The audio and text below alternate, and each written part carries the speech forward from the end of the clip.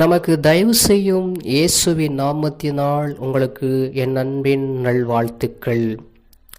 இந்த நாளில் இந்த வேளையில் பார்க்கும் பொழுது நம்ம நிற்கிற இந்த நாள் இந்த 9வது மாதத்தின் கடைசி நாளில் நம்ம நின்று கொண்டிருக்கிறோம். இந்த மாதத்திற்குள்ள நடத்தின அந்த கிருபைக்காக கர்த்தரை ஸ்தோத்தரிப்போம். காலங்கள் கடந்து கொண்டிருக்கிறது, நேரங்கள் நடந்து கொண்டிருக்கிறது. இருந்தாலும் கர்த்தர் நம்மோடு கூட இருந்து அனுதினமும் நடத்துகிறதுனால நம்ம கர்த்தரை ஸ்தோத்தரிப்போம். இந்த நாளில் கூட ஒரு வசனத்தின்படியாய் கர்த்தர் நம்மோடு கூட பேசுவதனால கர்த்தரை துதிப்போம். சங்கீதம் 145 அதிகாரம் 9வது வசனம்.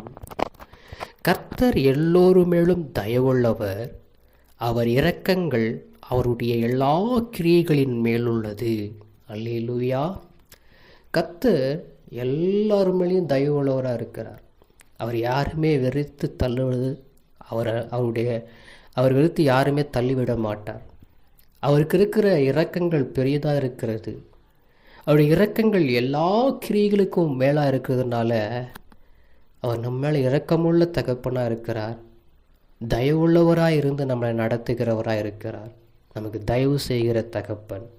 பாருங்கள், இந்த 9 மாதங்களும் நம்மளை நடத்தி நம்மை அவருடைய தயவின் நிமித்தமாக நம்ம என்ன பண்ணுறோம்? இது வரைக்கும் நம்மளை ஆண்டவராக இயேசு கிறிஸ்து நடத்தி கொண்டிருக்கிறார்.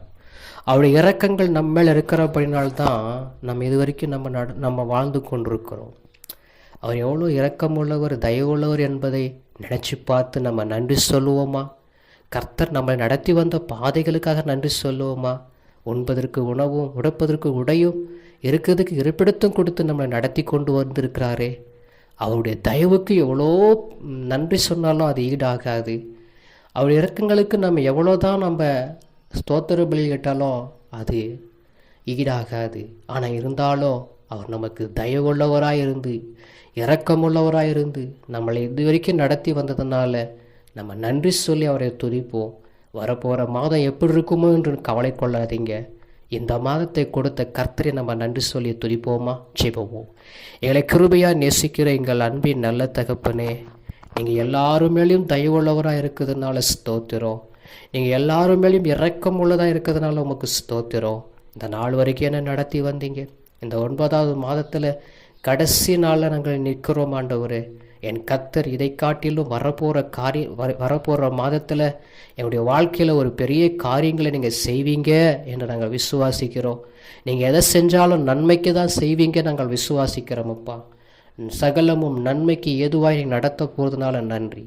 இயேசுவின் நாமத்தில் ஆமென்.